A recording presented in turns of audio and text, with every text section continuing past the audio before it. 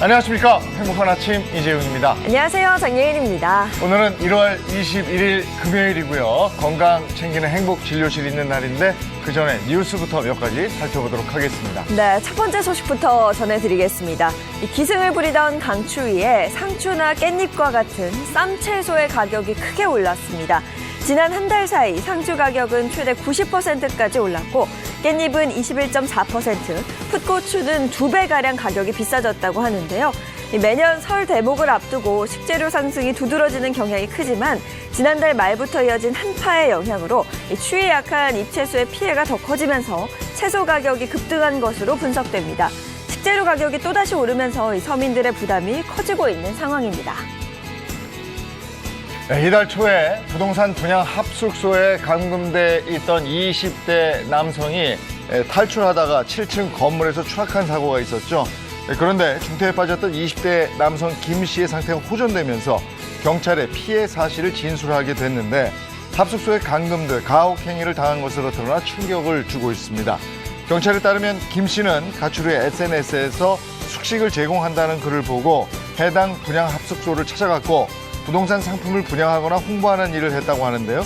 일이 힘들어서 2주 후에 도망친 김 씨는 다시 붙잡혀와 강제로 삭발을 당하고 목검으로 구타를 당하는 등의 가혹행위에 시달렸다고 합니다.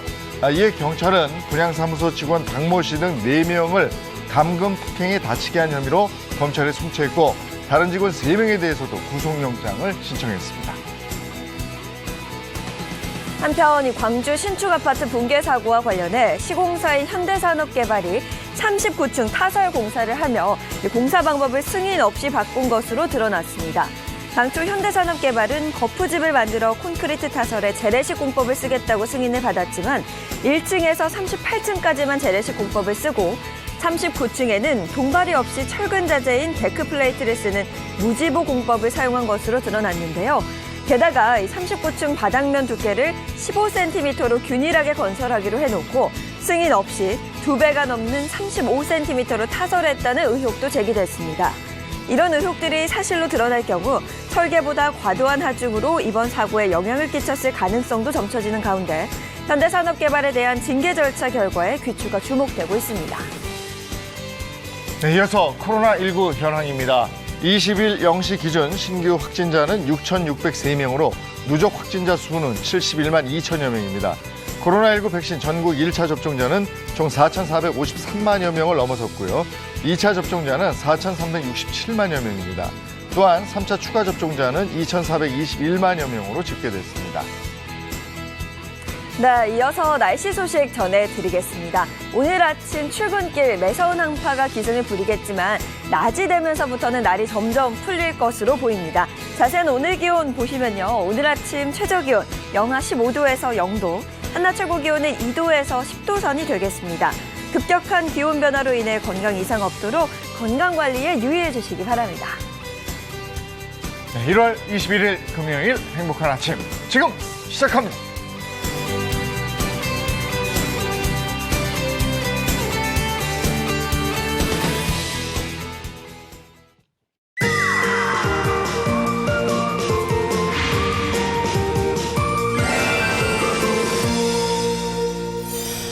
네, 요즘 창업하는 분들 참 힘드시죠? 오죽하면 창업하고 5년을 견디기가 힘들다 이런 말이 나오고 있습니다. 네, 그렇습니다. 그런데 오늘 만나볼 곳에서는요. 100년을 내다보며 30년 넘게 업을 이어가고 계신 분들이 있다고 합니다. 어떤 비법이 숨겨져 있을까요? 영상 확인해 보시죠. 오랜 세월 한결같은 맛을 지켜낸 집이 있습니다. 이 집 삼계탕이 내가 한 것보다 훨씬 맛있어. 손님들이 먼저 알아보는 맛. 손님들이 우리 비빔밥 맛있다, 진짜 맛있다. 그러면 그놈의 만족하고 더 잘 담고 싶어요. 어머니에 이어 아들까지 그 맛을 지켜가고 있는 곳. 100년을 이어갈 맛을 찾아가 봅니다. 맛의 고장이라 불리는 전남 나주. 그중에서도 특별한 맛을 내는 곳이 있답니다. 사장님, 갈비탕 한 그릇 주세요. 삼계탕 하나 주세요. 메뉴판 볼 틈도 없다. 자리에 앉자마자 시키는 첫 번째 메뉴, 찬바람 매서운 계절 온몸을 뜨끈하게 데워주는 삼계탕 한 뚝배기. 여기에 도전장 내미는 또 하나의 메뉴, 부드러운 갈비와 쫄깃한 전복의 만남, 전복 갈비탕 되시겠다. 이거 한 그릇이면 올겨울 거뜬하겠는데요. 그거 보약이 따로 없습니다, 그려? 예? 전복 갈비탕입니다. 맛있게 먹겠습니다. 식탁에 내려놓자마자 그 비주얼로 존재감 뿜뿜 드러내는 전복갈비탕. 보기 좋은 것이 먹기에도 좋다고요? 응? 이 집은 보기에도 좋고 먹기에는 더 좋답니다. 전복 삼계탕입니다. 누구도 반박할 수 없는 보양식의 대표 주자 삼계탕도 당당히 자리를 차지합니다. 손만 대도 저절로 쓱 찢어지는 살결. 아이고, 보기만 해도 그냥 입맛 제대로 돋굽니다.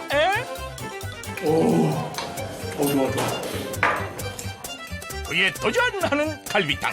한채 망설임도 없이 공깃밥 한 그릇 그대로 두어. 어따 갈비탕 좀 먹어보신 분이구마이.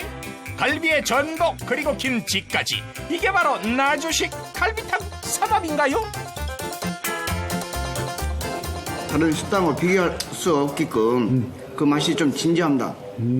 맛이 진지해요? 네. 걸쭉하니요 진합니다. 아, 국물이? 예예. 우열을 가릴 수 없는 갈비탕과 삼계탕. 두 가지 음식 다 잘하긴 쉽지 않은 일인데 말입니다요. 음식의 기본 정성을 들이면 가능하답니다. 삼계탕 한 그릇을 만드는 데에 꼬박 12시간이 걸린다는데요. 삼계탕을 만들 때 가장 중요한 건 바로 육수 내기. 아이, 이건 닭발 아닙니까? 토종 닭발입니다. 삼계탕에 육수에 들어가는 토종 닭발입니다. 삼계탕 육수요? 청열말이 분 닭발과 10여 가지 한약재로 만들고 있습니다. 어머니 때부터 해오던 방식을 그대로 고수하고 있다는데요. 어머니 이 정도면 될까요? 한 번 더 해라. 예, 알겠습니다. 닭발과 한약재는 따로 삶아 나중에 섞어서 사용을 한다는데요. 이제 10시간 정도 끓여야만 이거 다 그렇게까지 하면 너무 힘들지 않아요? 힘들어도 맛을 내기 위해서는 그렇게 합니다. 손님 건강을 생각하고. 육수가 끓는 내내 불 앞을 떠나지 못하는 어머니. 음식은 진짜로 모든 면에서 지름을 달거든요. 옷거리를 달거든요. 시원하게 맛이 나요. 아, 그래요? 예, 지름을 안 걷어내면 눅눅해갖고 맛이 없어요. 이렇게 꼬박 10시간의 사투를 거치고 나야 비로소 육수가 완성됩니다. 이제 겨우 두 번째 단계로 넘어가는데요. 정성 들여 우리는 육수에 닭을 삶아줘야 깊은 맛이 닭 속까지 배어든다고 하네요. 지금 당장 먹어도 그 맛 손색이 없을 것 같은데 한 단계 더 남았습니다. 삼계탕에 찹쌀이 빠지면 너무 섭섭하죠? 이렇게 12시간을 거쳐야 삼계탕이 완성됩니다. 배를 이어 고집해온 이 집만의 정성. 가장 먼저 알아주는 건 단골 손님이 있죠. 아이고 시원하고 맛있고 아주. 아이고 이 집 삼계탕이 내가 한 것보다 훨씬 맛있어. 자기야, 그치? 아이고 그럼 말고. 어머님들 입맛까지 사로잡았으니까 뭐 이게 게임 끝난 거 아니겠습니까? 자기야 이거 한번 먹어봐. 그럼 갈비탕은 어떨까요? 맛있다. 고기가 이렇게 부드러워요. 살살 녹네, 살살 녹아. 갈비가 어째 부드러운지 아주. 입에 넣으면 슬슬 녹아버려. 쫄깃하면서도 부드러운 맛이 일품이라 하는 전복 갈비탕. 아이고 그냥 손만 대도 쓱 발라지는 게 침 고인다, 침 고여. 갈비탕 또한 2대째 내려오는 비법이 숨어 있다는데요. 한우뼈를 8시간 끓여낸 육수를 사용한답니다. 그런데 이 집은 두 가지 육수를 쓴다는데요. 무, 대파, 다시마, 디포리, 고추, 양파. 한우 육수를 밑국물로 쓰고 거기에 채소를 더한 것이 100년 가게 갈비탕의 대를 이어온 비법. 친정하면서 배웠는지 우리 아들이 이제 100년까지 3세까지 할 거예요 이제. 한우 육수의 깊은 맛과 채소의 시원한 맛이 만나니 이보다 깔끔할 순 없답니다. 역시 갈비는 손으로 들고 뜯어야 제맛이죠. 갈비가 이거 푹 삶아야겠는가 맛이 진국입니다. 집에서 조미료도 안 넣고 하는 깔끔한 맛 있잖아요. 담백한 맛. 네, 그런 맛이 나고. 이 집에서 음식 맛 한 번 보면 포장으로 이어지는 게 당연한 코스. 예, 집사람 저 오늘 출근했는데 미리 저 집에 갔다가 좀 데워놨다가 퇴근하면 또 따뜻하게 좀 같이 먹으려고 합니다. 사장님 이게 뭐이래요? 백년 가게네? 저희가 33년 돼서 30년 이상 낸 사람한테 이 100년 가게 인증서를 내주고 있습니다. 대를 이어서 3대째가 하시는구나. 대를 이어온 정성의 100년 가게로 선정. 한별에서 주는 가게가 맞은 것 같아요. 깊은 맛과 전통과 3대째 이어가는 것. 참 사장님 대단하시다고 생각합니다. 100년 가게와 100년 소공인은 독심 있는 장인 가게를 위한 제도인데요. 100년 가게는 한업 중에서 30년 이상 일해온 소상공인과 소기업, 중기업이 지원할 수 있고요. 100년 소공인은 15년 이상 경력과 숙련된 기술을 가진 제조업 소공인들이 지원 대상입니다. 100년 가게 100년 소공인으로 선정되면 홍보 전략부터 소상공인 컨설팅, 판로 개척 확대를 위한 교육, 매장 환경부터 작업 환경 개선, 노하우 전수까지 아낌없이 지원하고 있습니다. 오랜 세월 자신의 길을 묵묵히 걸어온 장인들의 기술이 대대손손 이어지게 하기 위한 지원 제도인데요. 100년을 채우고 200년이 가도록 대를 이어서 2대, 3대, 5대까지 가게끔 더 노력해서 손님 만족할 때까지 하겠습니다. 억척스러울 만치 지켜온 음식에 대한 고집과 대를 이어온 정성. 앞으로도 100년 동안 쭉 이어가시길 응원합니다. 파이팅!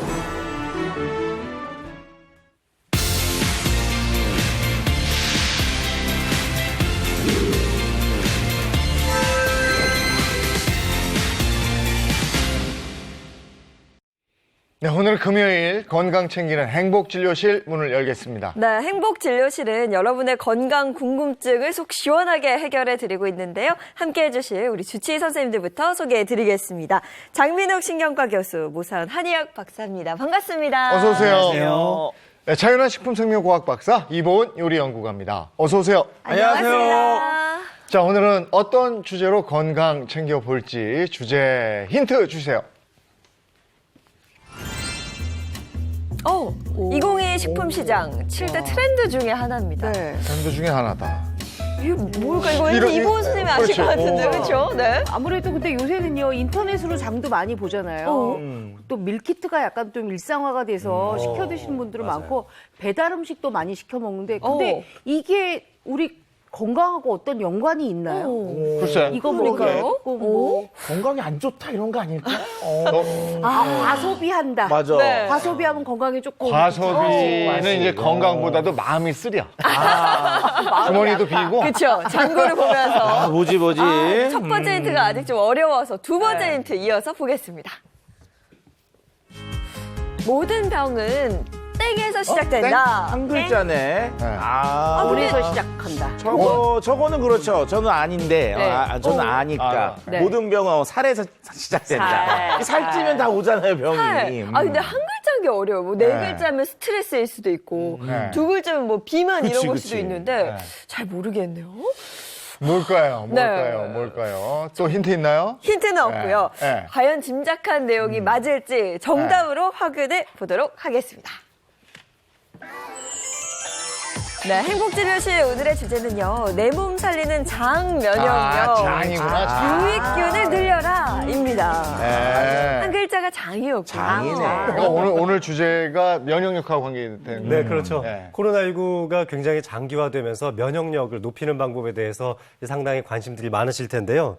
이 면역력과 관련된 이 건강기능식품과 이 이슈가 상당히 많았죠.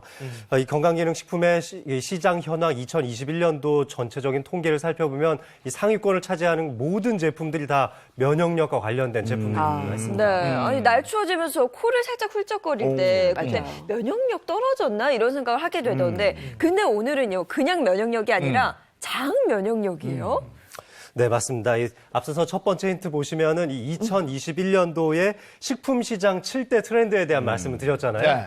제가 차트를 하나 준비했는데 보시면은 이 빅데이터를 활용해서 2022년도에 식품 시장의 소비 트렌드를 뽑아본 건데요. 이 장보기 고객이 뭐 인터넷 같은 이게 주문 형식으로 옮겨간 것도 아주 특징적이라고 할 수 있고 냉동 간편식 뭐 단백질 섭취량이 늘어났던 것도 그렇고요. 탄수화물이나 당류에 대한 섭취율이 줄어들은 점도 아주 눈에 띄는 점이죠. 그런데 바로 더 눈에 띄는 것은 이 장 건강에 대한 검색이 상당히 많아졌다는 겁니다. 이를 통해서 면역력을 지키는 방법으로 이 장 건강에 관심이 많아졌다는 얘기이기도 합니다. 그러니까 빅데이터를 기반으로 했다는 건 그만큼 많은 사람들이 관심 있게 봤다 이런 그렇죠. 얘기인데 그만큼 또 장 면역력이 중요하다 이런 얘기겠죠? 네, 맞습니다. 우리 장에는 면역 세포의 70%가 살고 있다 해갖고 제2의 장이 우리 몸에 제일 중요한 면역 기관이다라고까지 얘기가 나오고 있는데요. 그로 인해서 이제 많은 연구들을 해봤는데 대체적으로 똑같이 나온 게 있습니다. 우리 장 속에 있는 이 38조 개의 이 세균, 생태계가 파괴가 되면 면역력 역시 떨어지더라 이고요. 우리 장은 예전부터요. 동의보감에서도 장청, 뇌청이라고 그래서 장이 깨끗하고 맑으면은 정신도 맑아질 수 있다라고 했을 정도로 중요하게 여겨왔습니다. 네, 그렇죠. 한국인의 이 대장암 발병률에 대해서도 굉장히 높아지고 있는데 세계보건기구에서는 매년 암에 대한 발병률이라든지 사망률을 이 조사해서 발표하고 있는데요. 한국인이 세계 1위입니다. 이게 10만 명당 약 45명 정도의 발병률을 가지고 있는데 사실 사망률이 높다는 것도 큰 문제 중에 하나인데요. 사망률은 10만 명당 약 17.5명으로 2019년도 통계가 나오기도 했었습니다. 그러니까 어느 때보다도 우리가 장 건강에 신경을 써야 되는 바로 그 시점이라고 볼 수 있죠. 그러면 오늘 면역력 높여줄 장 건강법으로 어떤 내용 준비되어 있을까요? 일단 장 건강을 챙기기 위한 핵심 키워드로 바로 황금 비율에 대한 말씀을 드리겠습니다. 황금 비율? 네, 조금 이따가 자세히 알려드릴게요. 네, 우리 이어서 한방진료실에서는 장을 편안하게 해줄 특급 비법이 준비되어 있는데요. 오늘 누군가의 배꼽을 제가 보게 될 것 같습니다. 배꼽을 이용한 방법입니다. 그래요? 기대해 주십시오. 이렇게 얘기해 주시면 보시는 분들 채널 못 돌아가거든요.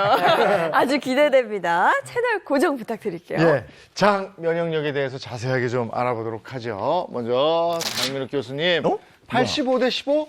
이거 뭡니까? 이거 무슨 비율이에요? 바로 우리의 장 건강을 지켜줄 핵심 황금 비율이라고 할 수 있겠습니다. 자, 진료 시작하면서 제가 자세하게 알려드리도록 하겠습니다. 요즘 장 건강이 많이 이슈화되면서 마이크로바이옴이라는 말도 아마 들어보셨을 텐데요. 맞아요. 이 마이크로바이옴은 마이크로, 즉 아주 미세한 작은 것을 말하고 바이옴은 생태계를 의미하는 겁니다. 우리 장 속에는 굉장히 많은 세균의 이 덩어리로 이루어져 있죠. 100조 마리가 넘는 세균들로 구성되어 있어서 아주 다양한 세균들. 그래서 이걸 하나의 생태계를 구성하고 있다라고도 의학계에선 바라보고 있습니다. 그래서 이것을 마이크로바이옴이라고 부르게 되는데요. 그런데 이 생태계에는 여러 가지 균들이 있는데 이 유익균과 유해균의 어느 정도의 비율이 굉장히 중요하다는 점도 속속 밝혀지고 있습니다. 네, 그럼 유익균과 유해균의 종류에는 각각 어떤 것들이 있는 거예요? 일단은 유익균 그러면은 가장 많이 들어보셨을 만한 것들이 락토바실러스 균 계열의 균들인데요. 이뿐만 아니라 비피더스 이런 말씀도 아마 들어보셨을 겁니다. 이것이 결국 장 건강을 좋아지게 만드는 좋은 유익균 쪽에 해당되고 유해균 쪽에 해당되는 것이 우리 비만이라든지 설사 이런 각종 질병들을 유발하게 되는데 여기에는 클로스트리디움이라든지 엔테로박테리움이라든지 아니면 이 대장암에 관련되어 있는 것 중에는 퓨소박테리움이라는 것도 있습니다. 이렇게 이제 유익균, 유해균에도 종류가 여러 가지가 있다는 걸 좀 알아두시면 좋겠죠. 아니 그러면 우리가 필요 없는 게 바로 유해균 같은데 유해균 그냥 싹 없애버리고 유익균만 키우면 되잖아요. 그런 생각들을 많이들 하시는데요. 또 물이 너무 맑으면 생명체가 살 수 없다고 하잖아요. 물이 너무 맑은 물고기 살 수 없는 것처럼 우리 유익균을 위해서라도 유해균이 조금은 필요합니다. 서로 견제하면서 이 생태계를 이루고 있거든요. 그거의 황금 비율이 바로 85대 15인데 요즘 현대인의 이 세균총 비율을 살펴봤더니 유익균이 63%, 유해균이 37%로 유해균은 좀 낮춰주셔야 되고 유익균을 좀 늘리기 위해서 노력을 해주셔야 될 것 같습니다. 이상적인 유해균 비율이 15%인데 우리나라의 경우에 이게 37% 정도 되니까 이게 더 걱정이 되는 부분이죠. 그렇죠. 이 최근 들어서 이 고지방, 고칼로리 음식들의 소비가 많아지면서 유해균의 비율이 높아졌다고 할 수 있는데 사실 그뿐만 아니라 이 장내 세균총의 다양성이 줄어들었다는 게 또 문제이기도 합니다. 굉장히 다양한 여러 가지 종류의 좋은 균총들도 이미 이제 시중에 나와 있는 균총들도 사실 19가지나 되고 네. 그것의 I형으로 치면 사실 수백 가지에 해당하는데요. 우리 장내 세균총은 그거보다 훨씬 더 많이 구성되어 있거든요. 그래서 다양성도 확보되어야 하고 비율도 굉장히 중요하다고 할 수 있는데요. 국내 이 장질환의 추세를 살펴보면 최근 10년 사이에 염증성 장질환의 추세가 늘어났다는 게 특징입니다. 이 염증성 장질환 중에서 가장 대표적인 것이 이제 궤양성 대장염 환자인데요.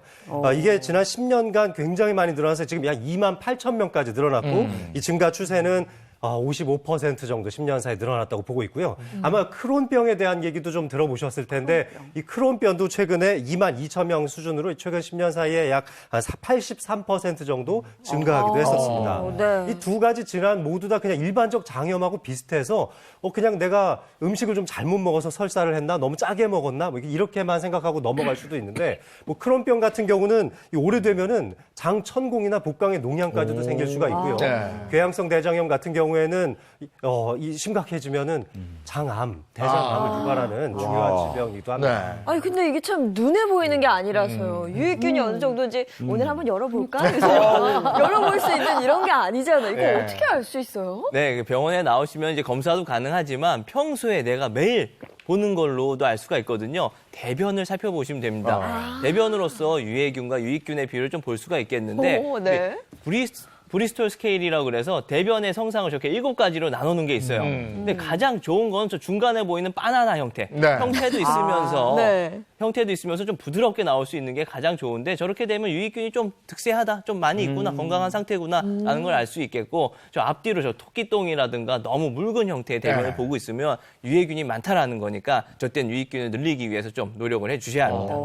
그러면 유익균하고 유해균하고 이 비율을 잘 유지하려면 어떻게 해야 되는 겁니까? 내가 먹는 것이 곧 나다 이런 말이 있을 정도로 내가 어떤 음식을 먹어주느냐가 결국 나의 장내 세균총, 장내 이 생태계를 좋아지게 할 수 있는 방법이라고 할 수 있겠는데요. 그래서 한번 우리나라의 장수하는 마을들을 비교해 본 거예요. 이 시골 지역의 장수 마을과 도시 지역에 사는 사람들의 이 장 속 마이크로바이옴의 구성 형태를 살펴봤더니 이 시골 지역에 장수하는 마을에 살고 계시는 분들이 상대적으로 발효식품이라든지 채식과 관련된 음식들을 많이 먹다 보니까 이 장내 세균총이 이 유익균의 비율이 도심에 있는 분들보다 3배 이상 높다는 연구 결과도 있었습니다. 결국 좋아지는 것은 장 속에 이 유해균의 먹이가 쉽게 될 수 있는 기름진 음식이라든지 인스턴트 음식은 좀 줄이시는 게 좋고요. 이 유익균을 또 공격하는 것이 바로 식품 첨가물이 될 수 있는데 이런 것들이 좀 적게 들어있는 음식을 먹는 게 좋겠죠.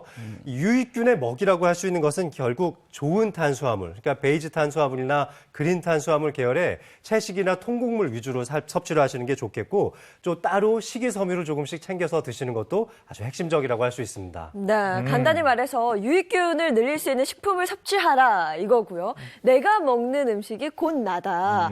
이걸 꼭 기억하셨으면 좋겠습니다. 네, 이번에는 신통방통 모 선생의 한방 진료실 시간인데요. 네. 모 선생님은 배꼽 격염구? 격염구? 네. 이건 처음 들어봐요. 무슨 말이에요, 이게? 네, 우리 한방 치료의 모든 것들을 알려드리는 신통방통 한방 진료실 이제 진료 시작하겠습니다. 우리 오늘 배꼽을 본다고 그랬잖아요. 배꼽을 제가 콕 집어서 말씀드린 이유는 장만 놓고 보면 배꼽이 장의 중앙이잖아요. 네. 그러니까 배꼽만 잘 다스려도 장 건강을 다 컨트롤할 수 있다. 이렇게 했기 때문에 우리가 배꼽 건강을 얘기를 하고 있고요. 근데 배꼽에다가 뭘 하냐? 그냥 뜸을 뜨게 되면 화상을 입으면 큰일 나잖아요. 배꼽이 약하잖아. 근데 저기 격염구라고 하죠. 막을 격에 소금 염자입니다. 소금으로 배꼽을 막아서 그 위에다 뜸을 뜰 거예요. 어떻게 하네, 예전부터 그거. 해오던 방식이고요. 특히 복부를 전체적으로 뜨뜻하게 해주면서 장의 운동성을 좋게 해주고요. 특히 설사병 났을 때 이때 이 격염구로서 치료를 많이 하고 있습니다. 오늘도 뭐 한방진료실 하면 이제 이분 빼놓을 수 없습니다. 네. 우리 한방진료실의 VIP죠. 우리 차윤환 박사님. 네. 배꼽을 이용해서 오늘 격연구를 한번 시연해 보도록 하겠습니다. 아니 저기 지난번에 등판 다 보이라고 해서 등판은 오늘은 배꼽. 교수님 나오세요. 여기 딱 보면 교수님밖에 없어요. 할 만한 사람이. 아니 제 배꼽은 소중하단 말이에요. 아니 웬만해서 남의 배꼽 보기 쉽지 않거든요. 또 배꼽에다 소금을 채워넣어요. 그러니까. 근데 나는 그거는 걱정되더라. 네. 왜 저 여름 때 되면요. 네. 젊은 여성분들이 왜 배꼽 드러내고 다니죠? 그렇죠. 크로키. 이게 소중한데. 추울 것 같아. 추울 거예요. 아 참네 진짜. 오늘 사실 우리 또 이 VIP시잖아요. 네. VIP의 이 프라이버시를 위해서 제가 아침에 준비한 옷이 따로 있습니다. 이상한 옷을 입히더라고요 자꾸 이렇게. 네. 아 참네. 이렇게 배꼽만 나올 수 있게 이렇게 딱 준비를 해봤어요. 이 정도면 교수님 괜찮으시죠? 아유 네. 참네. 민망해. 우리 일단 격연구를 하기 이전에 우리 장이 건강한지 안 건강한지는 사실 복진을 해봐도 알 수가 있어요. 너무 배가 땅땅하고 이렇게 눌렀을 때 아파하면은 장의 운동성이 떨어진 거죠. 그리고 유독 배를 딱 만졌을 때 차가우신 분들이 있습니다. 배가 차다. 이런 분들이 바로 이 격연구를 이용해 주시면 아주 좋을 것 같아요. 이렇게. 여기다 이제 소금을 넣나요? 네, 이 자리에 소금을 이용하는데요. 소금 넣는다고 해서 뭐 맛소금에 고운 소금 넣으시면 오히려 화상을 유발하는 거니까 기억하셔야 될 거는 꼭 굵은 소금을 이용해 주셔야 된다는 겁니다. 그리고 그냥 넣어도 좋은데 소금이 좀 끈적끈적하잖아요. 그거 나중에 좀 처리를 위해서라도 소금을 한번 이렇게 볶아주시면 나중에 처리하기도 좋고 네, 어유 역시 산이 높으면 샘이 깊다고. 야, 아니 소금이 남들의 한 3배는 들어가는 것 같네요. 아우 진짜 많이 들어가네. 이렇게 아니 한참 들어가요. 웃지 마세요. 자꾸 움직이는 것 같아, 소금이. 이런 식으로 소금을 채워주게 됩니다. 특이하다. 저 처음 봤네. 아니 이거 진짜 치료예요, 치료. 네. 아니 그런데 옛날에 어르신들이 배꼽에 있는 뭐 때 같은 것도 막 후벼 파면 배앓이 한다고 그랬는데. 맞아요. 하죠. 네. 그렇죠. 이렇게 소금 넣어도 괜찮은 거예요, 이거? 네, 소금은 전혀 문제되지 않습니다. 그렇기 때문에라도 굵은 소금을 사용을 하는 거고요. 오히려 이렇게 하고 나면 청소가 되겠죠, 한번. 배꼽 청소하는 데도 용이합니다. 그리고 개인적으로는 아까 볶아서 쓰신다는 게 그게 이제 볶으면은 살균이 될 거 아니에요. 자, 환자 조용하세요. 네, 우리 교수님 말씀해 주신 것처럼 볶는 이유가 살균 효과도 있기 때문에 볶아서 사용하는 게 아주 좋습니다. 이런 식으로 한번 오늘은 시간도 좀 있으니까 교수님 한번 좀 태우면서 어떤 느낌이 드는지 좀 보시는 게 좋을 것 같아요. 누워서요. 네. 지금 하늘로 연기가 올라가고 있으니까 뭔가가 진행되고 있다는 느낌이 있는데 좀 두렵네요. 뜨겁진 않으시죠? 뜨겁거나 아직은 그러고, 네. 괜찮은데요. 소금이 있어서 저게 그렇대. 따뜻하게 온몸에 열이 전달이 되나요? 온몸에 열이 전달이 되고요. 이렇게 해주면 좋은 게 여기가 뜨거워지기 시작을 하면은 대장이 막 움직이기 시작합니다. 꾸룩꾸룩꾸룩 하면서 움직이기 시작하고 그로 인해서 또 열이 발생이 되니까 다이어트에도 어느 정도 일정 부분 효과가 있겠고 또 한 연구에 의하면 여기 배를 따뜻하게 해주면 변비 개선에도 효과가 있다고 그랬어요. 65세 이상 분들을 데리고 모시고 연구를 해봤는데 2주일 동안 배꼽 주위에 온열 효과를 줘봤다고 합니다. 온열 마사지를 해봤더니 일주일에 한 평균 1.3회, 대변 보시던 분들이 3.4회까지 대변량이 늘어났고 대변 보면서 불편했던 증상들이 많이 감소를 했다고 합니다. 그래서 많이 배 다 따뜻하게 하는 게 굉장히 중요하잖아요. 그러니까요. 아래 배 따뜻하게 하는 맞아요. 게. 오. 좀 어떠신가요? 이제 많이 타기 시작했어요. 들어간 소금이 많아서 그런지 아직은 좀. 그러니까 요즘 같은데 저걸 못하는 분들은 배꼽 주변을 따뜻하게 해주는 것만으로도 그렇죠. 효과가 됩니다. 맞습니다. 배를 따뜻하게 해주는 것만으로도 효과를 보실 수가 있어요. 이제 뜨끈뜨끈해지고 있어요, 지금. 여기까지도 아주 좋은 냄새가. 향이 너무 좋아요. 한약방 온 것 같잖아요. 이거 느낌이 다른데요, 지금? 어떤 느낌이냐면요. 우리가 배 아프면 이렇게 뜨뜻한 데게 누워 있잖아요. 배 대고. 네. 그것보다 훨씬 이렇게 집중적인 것 같은 느낌이 좀 있어요. 좀 느낌이 전혀 다른데, 이게?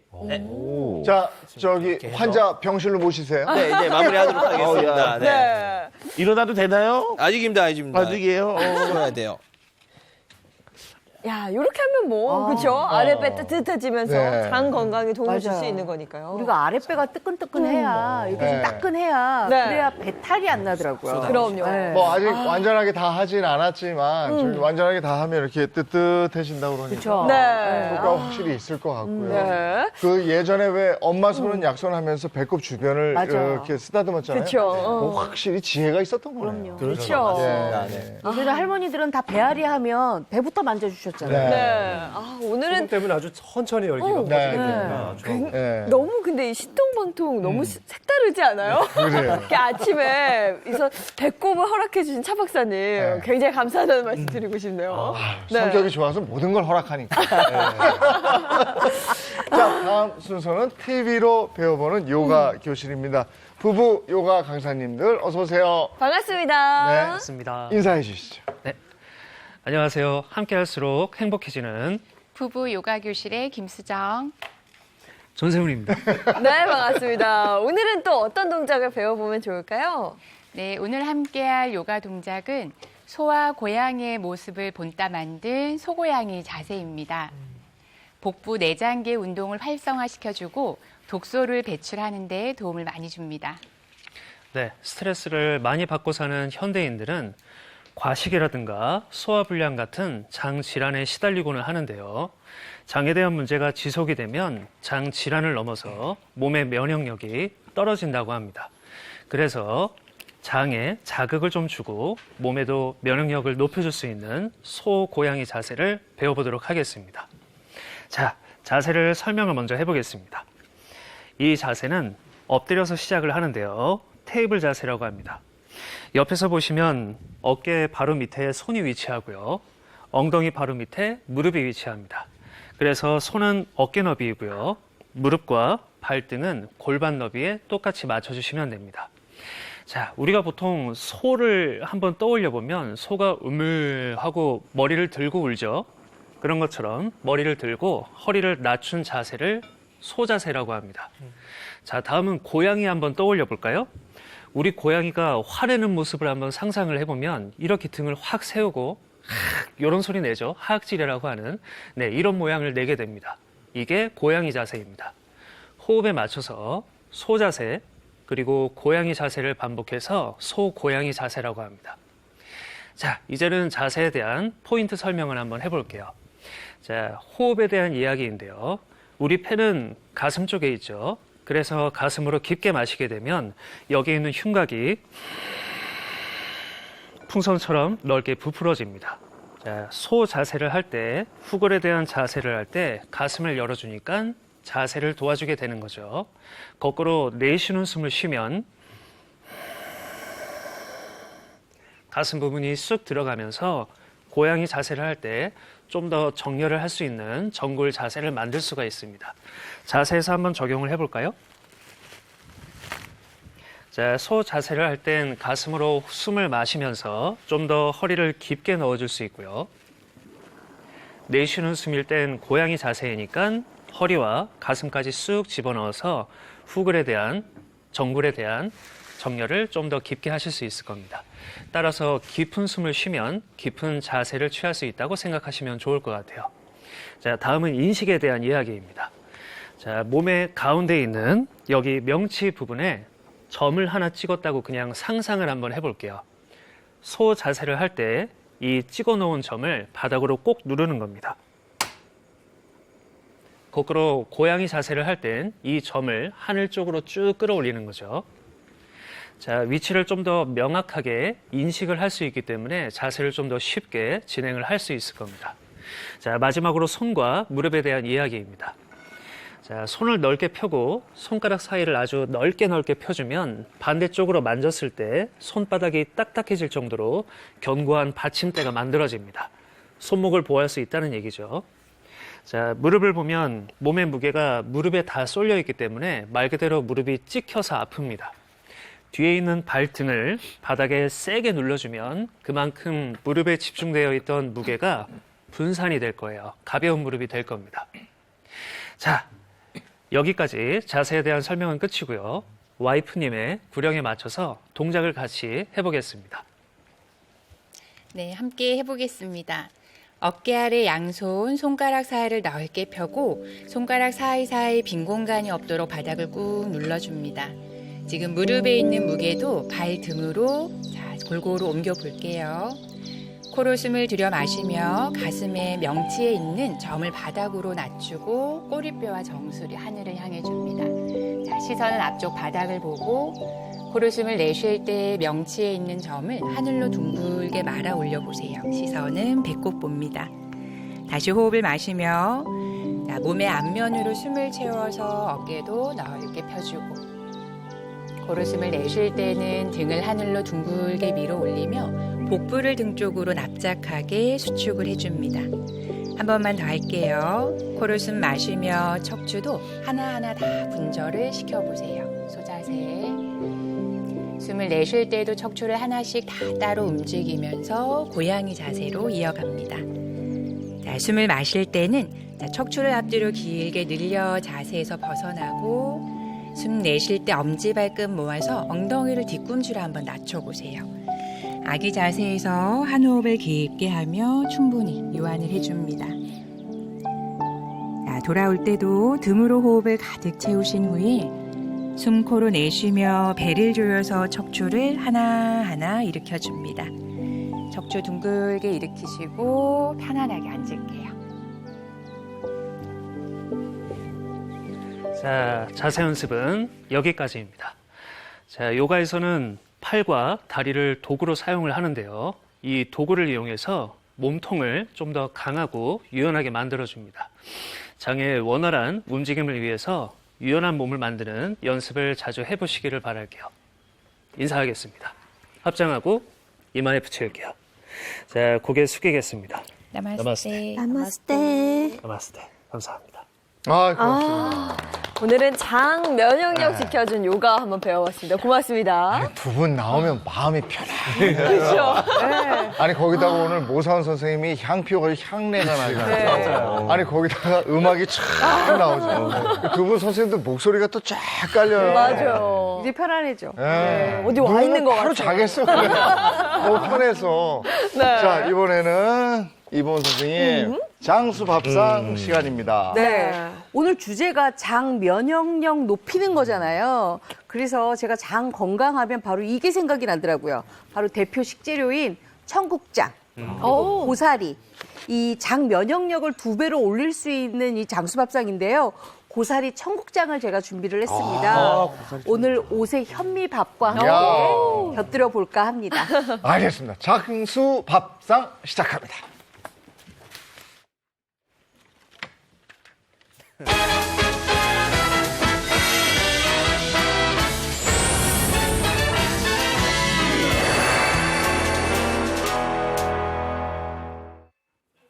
고사리하고 청국장은 흔치 않은 만남인 것 같아요. 그 조합 네. 일반적으로 우리가 육개장 하면은 꼭 거기 고사리 그렇죠. 같은 거 들어가잖아요. 네. 근데 청국장에 고사리 넣는다는 건 네. 저도 정말 처음 들어보는 그래요? 것 같습니다. 네. 보통 이제 청국장의 주재료인 대두는 밭에서 나는 소고기라고 하잖아요. 네. 근데 이 고사리는요. 산에서 나는 소고기거든요. 그래요? 그래서 네. 이 고사리와 청국장이 만나면 단백질뿐만 아니라 식이섬유도 굉장히 풍부할 것 같아서 제가 오늘 장 건강을 지키고 예방하는 데는 더할 나위 없이 좋은 재료라고 생각을 합니다. 네.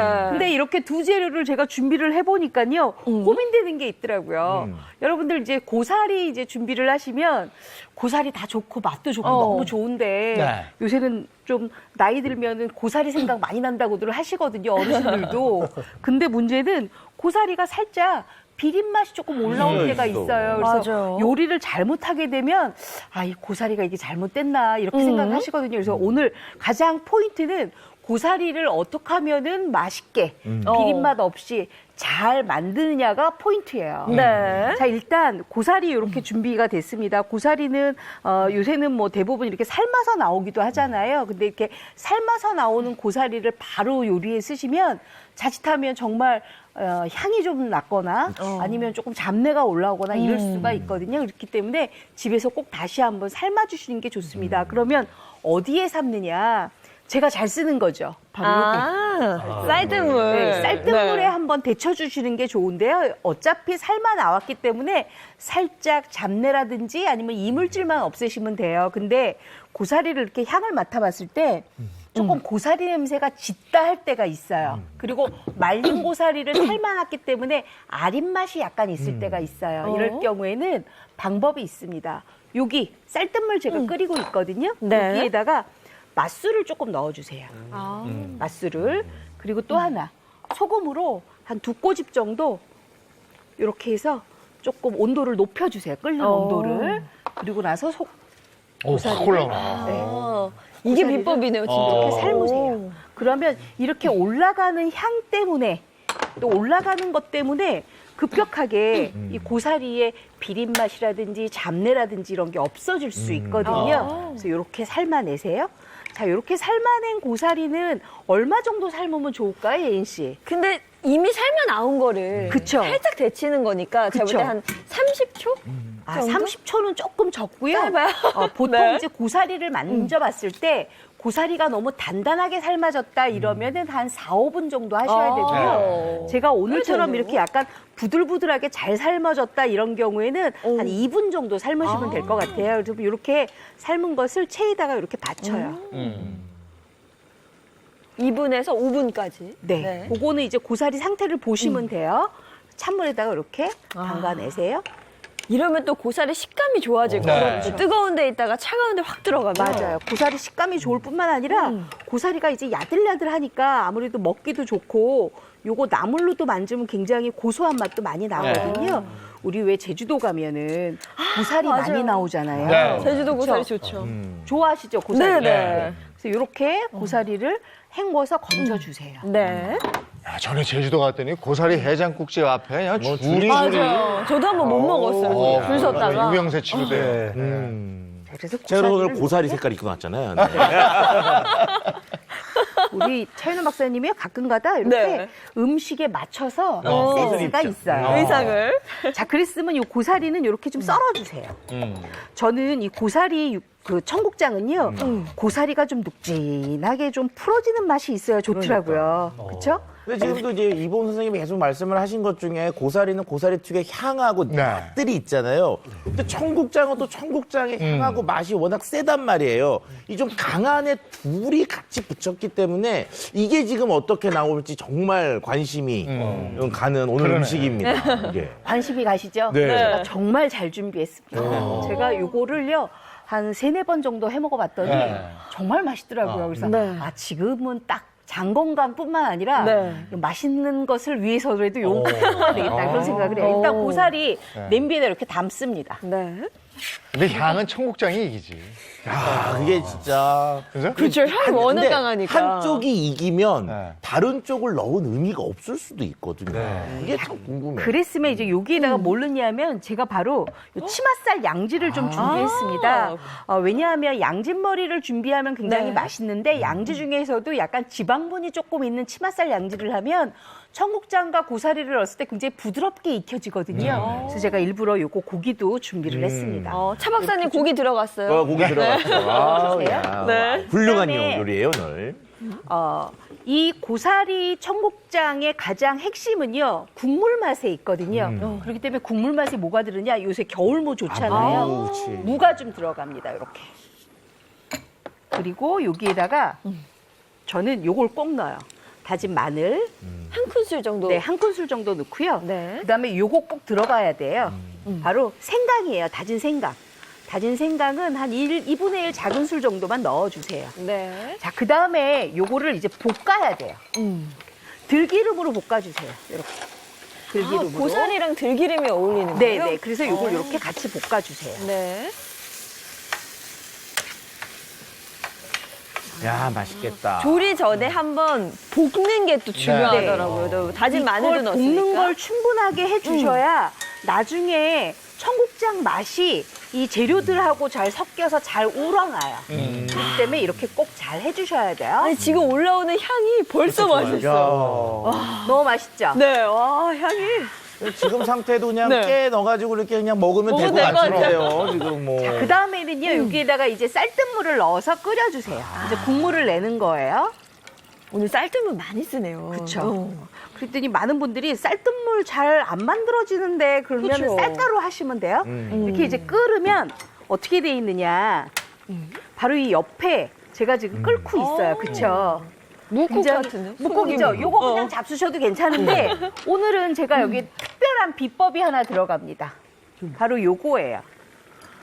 우리 청국장을 할 때 밑국물을 항상 준비하는데 밑국물을 뭘로 준비하느냐? 바로 요거.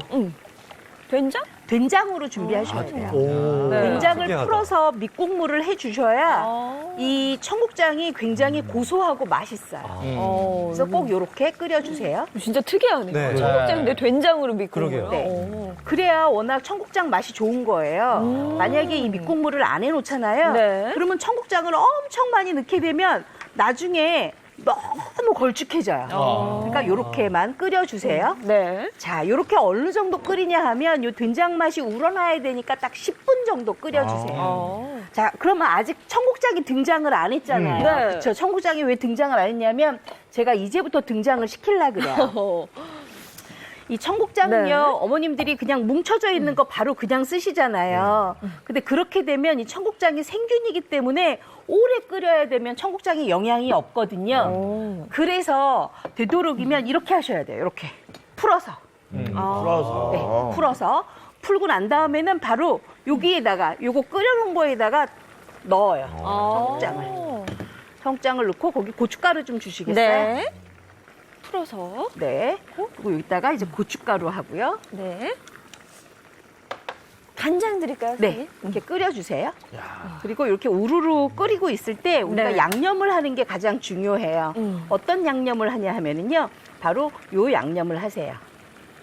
이렇게. 간장. 국간장이나 국간장 하시는 게 가장 좋고요. 국간장 없는데 하시는 경우에는 진간장 하셔도 괜찮아요. 네. 이렇게 간장냠 하시고요. 그 다음에 여기 두부가 있잖아요. 그리고 집에 있는 요거. 요 김치도 좀 주실래요? 꼭 들어가야죠. 버섯. 네. 그리고 김치. 요 김치는 이렇게 고사리하고 이렇게 끓였을 때 된장 풀었을 때 김치를 엿다가 넣어요. 청국장 넣기 전 네, 단계네요. 그래서 요거를 끓이고 난 게 바로 요 색깔이에요. 아셨죠? 자, 그리고 난 다음에는 여기에다가 저희가 집에 있는 느타리 버섯 넣으셔도 되고요. 아니면 저처럼 그냥 이렇게 쪽파만 넣고요. 저는 여기다가 저거 해요. 두부. 네, 두부 주세요. 야, 이 두부에 청국장 두부 청국장에 들어가요. 된장에 콩파티네요, 콩파티. 요렇게 끓여 잡수셔야 굉장히 육개장으로 먹는 우리 고사리가 부들부들해서 아주 맛있게 풀어지잖아요. 육개장 그렇죠. 드시면.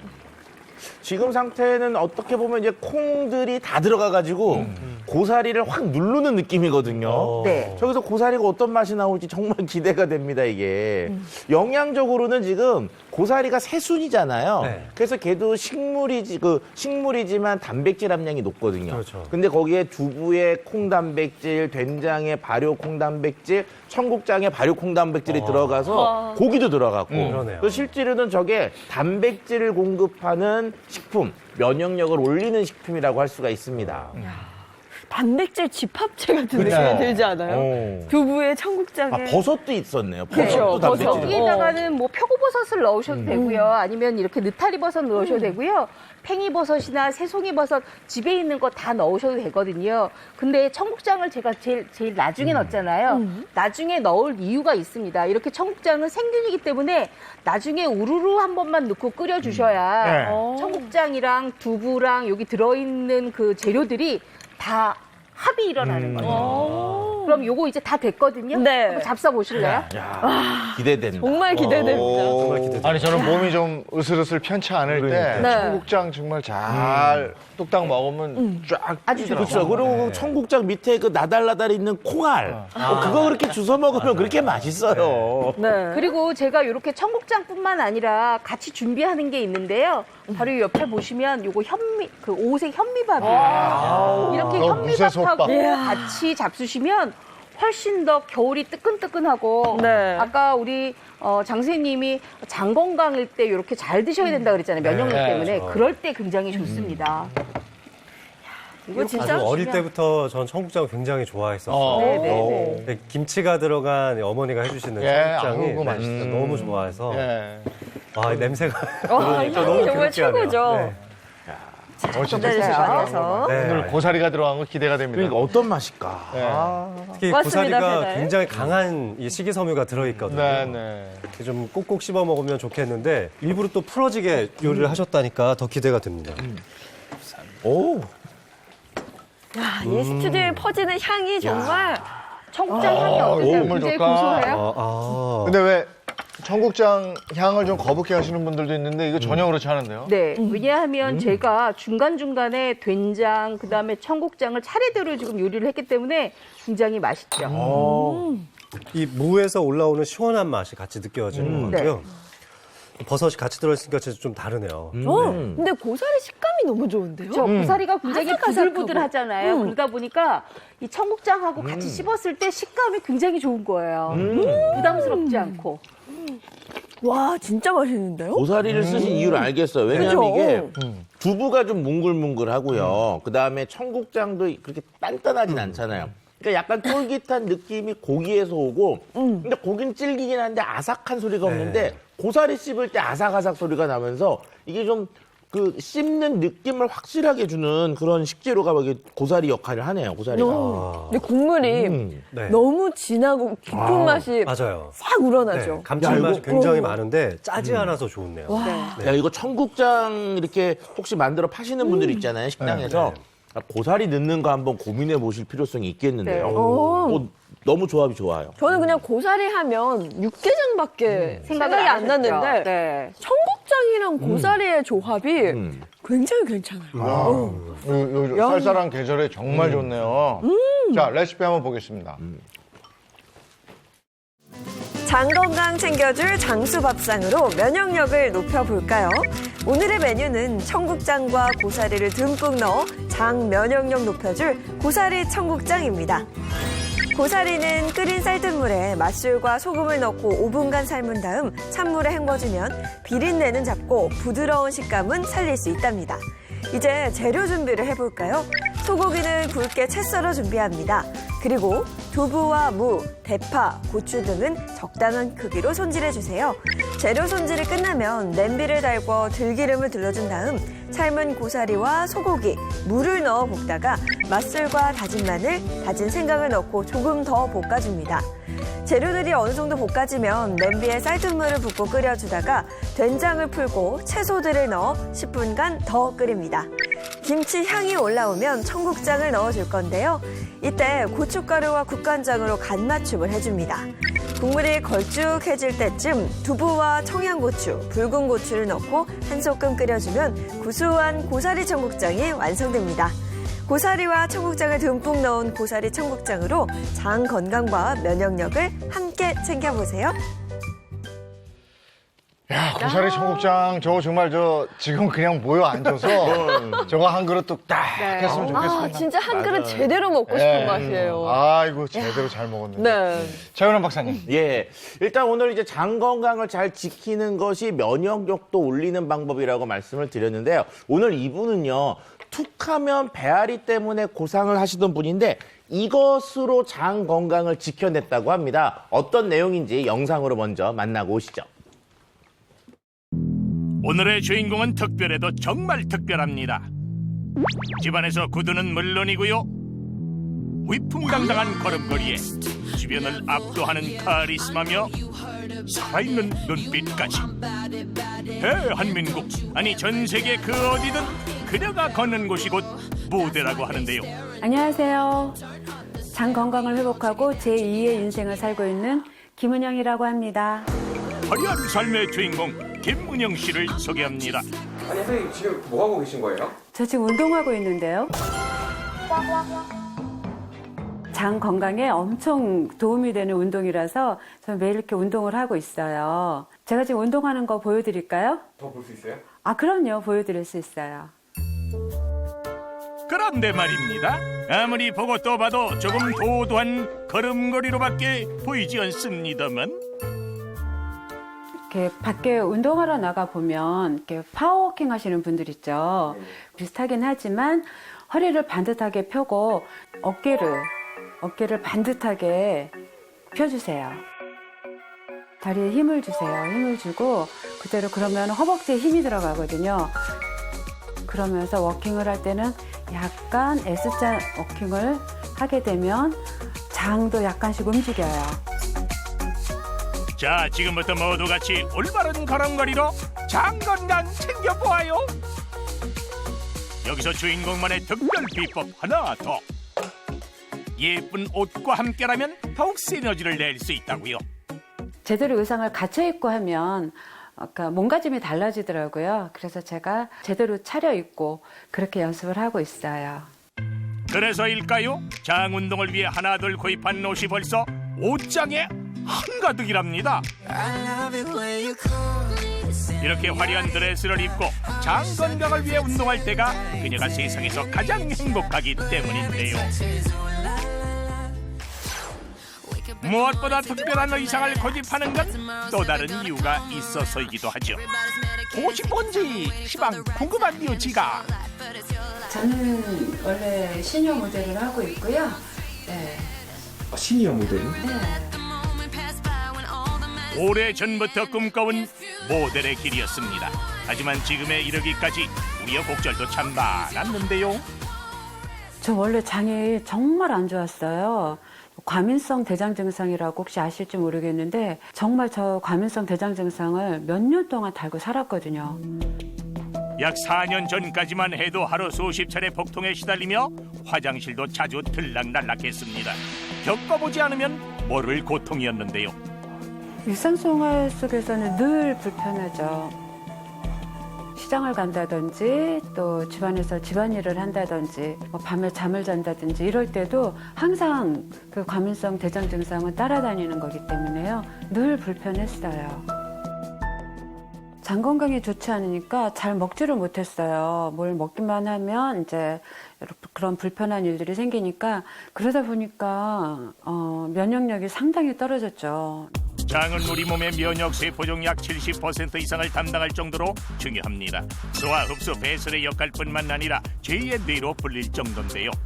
우리나라에서 가장 많은 암이 위암이랑 대장암이거든요. 그래서 그런 사태가 있을 때 특히 장이 건강한 사람들은 아무래도 그런 세균에 대한 그런 저항력이 높기 때문에 최근에 더 중요시되고 있다고 봐야죠. 그렇다면 지금부터 장 건강을 회복한 주인공만의 특급 건강 비결 배워볼까요? 그 첫 번째는 어디에서든 구할 수 있는 바로 이것 휴지로 하는 운동입니다. 제가 TV 볼 때 그냥 맹먹고 보는 것보다는 이렇게 운동을 하면서 보면 훨씬 더 일석이조거든요. 운동법은 정말 간단합니다. 먼저 양팔을 뒤로 뻗어 지지한 후 배에 힘을 줍니다. 이렇게 발로 휴지를 옮기는 거예요. 발로 휴지를 옮길 땐 배의 힘으로 옮겨야 장에 자극을 줄 수 있는데요. 휴지는 하나씩 차곡차곡 옮겨야 더욱 효과가 좋습니다. 만약 집안일 때문에 시간이 없으시다면 걱정하지 마세요. 청소도 그냥 하면 시간이 아깝잖아요. 청소도 하고 운동도 하고 운동을 하면서 장 건강도 살리고. 비교적 쉬워 보이지만 허벅지와 배의 힘을 단단히 줘야 하기 때문에 조금만 해도 제법 효과가 있습니다. 이 운동을 할 때는요, 앞으로 밀릴 수가 있기 때문에 힘 조절이 굉장히 중요해요. 이외에도 정수기 운동법은 다양한데요. 하체 운동까지 함께하는 이유가 있습니다. 제가 이렇게 밀면서 한쪽 발을 올리잖아요. 이럴 때 이쪽 발은 단단히 고정을 해줘야지 밀리질 않죠. 복부 운동을 할 때 하체에 힘이 가기 때문에 2배로 더 도움이 되죠. 장 건강을 위해서는 식이요법 개선도 참 중요한데요. 그녀가 가장 선호하는 건 바로 요 양배추입니다. 양배추라고요? 집중해서 한번 지가 볼게요. 양배추가 위에도 장에도 좋다 그래갖고요. 오늘은 양배추 찜을 한번 만들어 볼까 해요. 양배추 찜이요? 네. 색다른 메뉴지만 만드는 방법은 그리 어렵지 않습니다. 양배추를 찜기에 찌는 동안 파프리카, 당근과 같은 물기가 적은 채소를 다진 후 두부도 물기를 꼭 짜서 준비합니다. 이제 두부에 다진 채소를 넣으면 기본 조리가 끝나는데요. 소금 간을 좀 해야 될 것 같아요. 기호에 맞게 소금과 참기름을 넣은 후 조물조물 무치면 두부소 완성입니다. 이거를 갖다 지금 양배추 쌈을 일단 싼 다음에 다시 한번 찔 거예요. 이쯤 되면 양배추가 어느 정도 익었겠죠? 반쯤 익은 양배추에 두부소를 적당량 넣어 돌돌돌 말아주면 다시 찜기에 들어갈 준비 완료. 약 5분간 중불에서 촉촉하게 푹 쪄주면 겉은 바삭, 속은 촉촉한 양배추찜이 만들어지는데요. 맛은 물론 건강에도 으뜸이랍니다. 다음은 양배추찜과 찰떡궁합인 소스를 만들어 볼 차례인데요. 재료는 플레인 요구르트와 바로 요 비법가루. 아, 이거요? 이거는 포스트 바이오틱스라고 장 건강에 아주 좋은 거예요. 포스트 바이오틱스는 유산균이 대사 과정을 거쳐 만들어진 대사산물 포함 유산균을 말하는데요. 건강한 장의 유익균과 유해균 비율을 맞추기 위해 포스트 바이오틱스는 유익균의 증식을 돕고 유해균을 억제하는 데 도움을 주는데요.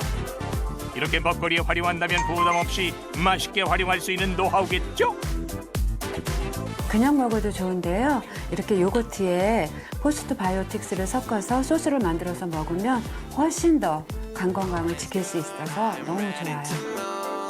담백하긴 하지만 다소 밋밋할 수 있는 양배추 쌈과 부드럽고 달콤한 소스의 만남.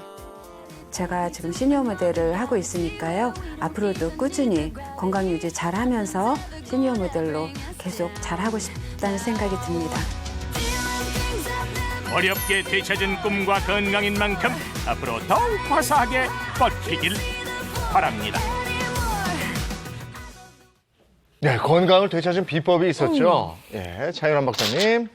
포스트 바이오틱스 이러셨어요. 자, 우리가 워낙 요즘 많이 알다 보니까 프로바이오틱스, 프리바이오틱스 이런 바이오틱스들 많이 들어보셨을 거예요. 이게 유산균과 연관되어 있다는 건 다 아시는데 오늘 말씀드릴 거는 프로도 아니고 프리도 아니고 포스트 바이오틱스입니다. 이 포스트라고 하는 것은 뭐 이전 이후 뭐 이런 것들을 의미하는데 자, 유산균보다 조금 더 기능적인 면에서 진화가 되어 있는 형태, 즉 기능 자체에 조금 더 집중되어 있는 형태의 바이오틱스가 포스트 바이오틱스라고 설명을 드릴 수가 있습니다. 네. 뭐 차세대 바이오틱스다. 뭐 이렇게 설명할 수도 있겠네요. 네, 뭐 프로바이오틱스, 프리바이오틱스는 워낙 많은 분들이 알고 계시는데 이 포스트 바이오틱스는 뭔지 구체적으로 좀 듣고 싶어요. 그렇죠. 이제 사람이 장 건강을 위해서 다양한 연구를 하면서 조금씩 이렇게 진화가 됐다고 할 수가 있습니다. 일단 가장 우리가 흔히 아는 것들이 이제 프로바이오틱스 1세대죠. 살아있는 유산균, 균을 의미하고요.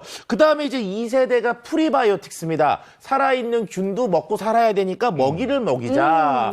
자, 3세대가 뭐냐? 살아있는 균이 먹이까지 있어야지 잘 자라니까 세 개를 합쳐가지고 상승 효과, 시너지스트를 노리자 해서 신바이오틱스가 있고요. 이제 오늘 말씀드린 4세대가 포스트바이오틱스인데 이것은 뭐냐면 3세대, 즉 살아있는 균과 먹이에다가 배양 건조물, 즉 균의 대사산물까지 섞어준 것이 바로 이 4세대 유산균인 포스트 바이오틱스라고 설명을 드릴 수가 있습니다. 그럼 이 포스트 바이오틱스에만 배양 건조물이라는 게 들어가 있는 거네요. 네, 일단 이 배양 건조물이라고 하는 게 좀 이해가 잘 안 되잖아요. 자, 우리가 이런 겁니다. 우리가 유산균이 나쁜 균을 이렇게 죽이려면은 어떻게 죽이냐? 죽이는 방식이 자기 스스로가 대사산물, 즉 무기를 만들어서 바깥으로 배출하거든요. 그럼 그 무기가 가서 유해균들을 공격해서 죽여주는 겁니다. 이 공격하는 대사산물들이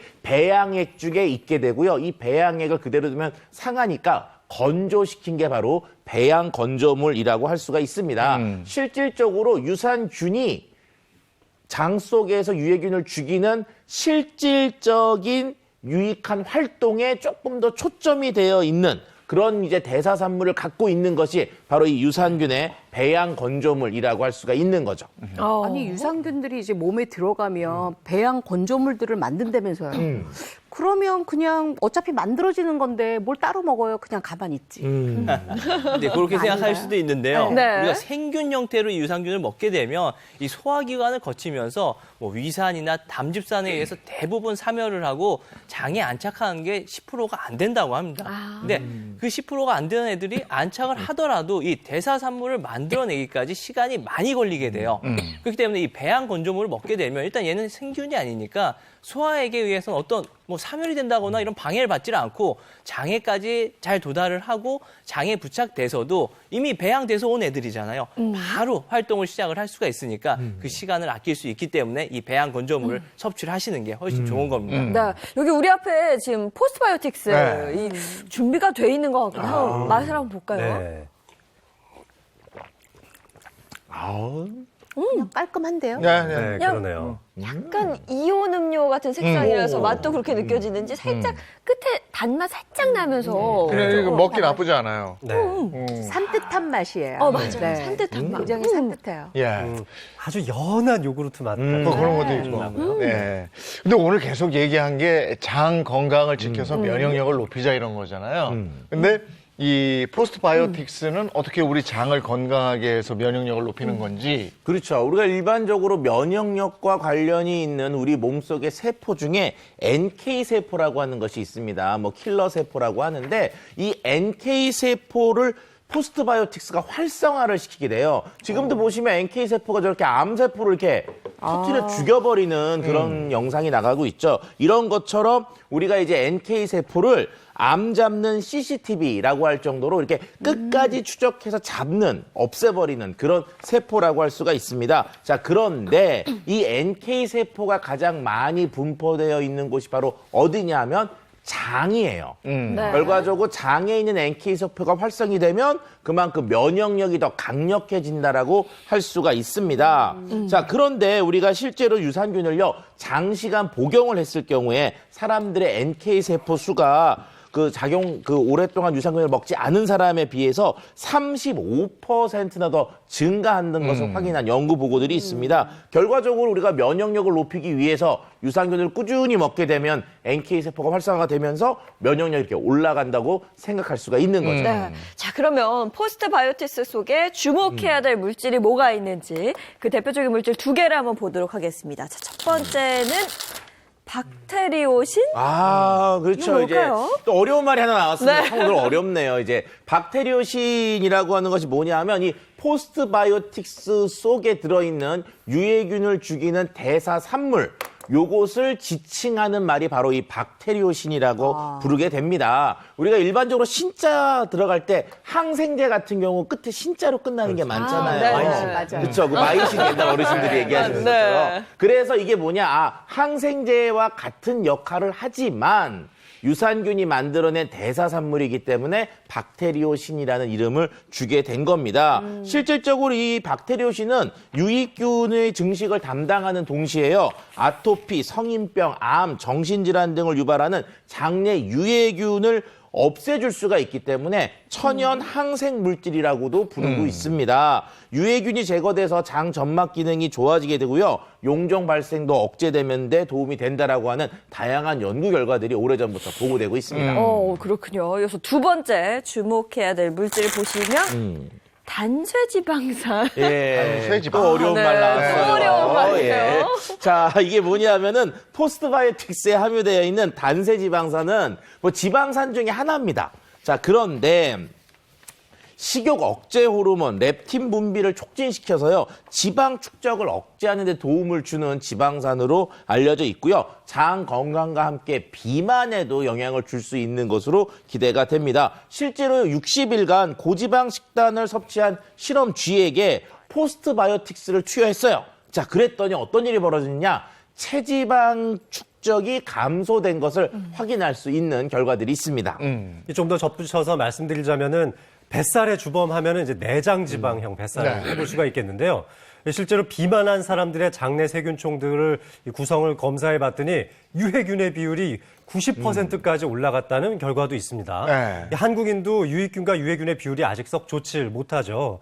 이렇게 돼서 만약에 유해균의 비율이 많아지게 되면 이 뱃살의 주범이 될 수 있는 이 내장 지방 안쪽에 이 지방 세포 안에 지방산을 더 저장하는 형태로 우리 몸의 체계가 변하게 됩니다. 따라서 포스트바이오틱스를 섭취하게 되면은 뭐 항면역, 항염증 효과도 있을 뿐만 아니라 항비만 효과도 있다고 볼 수 있는 거죠. 네. 포스트바이오틱스 선택할 때 뭘 좀 봐야 돼요?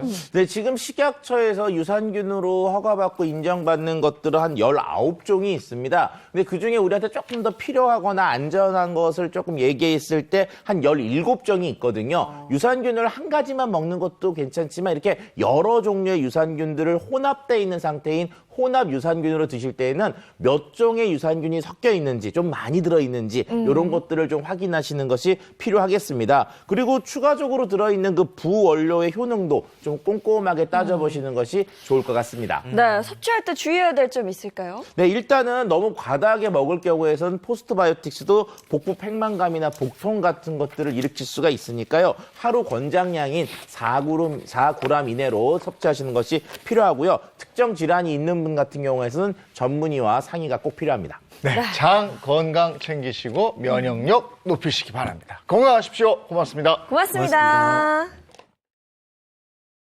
아우, 이번 한 주는 참 추웠어요. 근데 주말에는 좀 괜찮다고. 네네, 오늘 낮부터 기온이 좀 오른다고 하고요. 주말에는 날이 조금은 풀릴 수 있다. 네. 이런 날씨 예보 봤습니다. 주말 계획 세우실 때 참고하시기 바랍니다. 좋은 하루 보내시고요. 저희는 다음 주 월요일 아침 7시 30분에 돌아오겠습니다. 행복한 아침, 행복한 하루, 그리고 행복한 주말 보내십시오. 고맙습니다. 고맙습니다.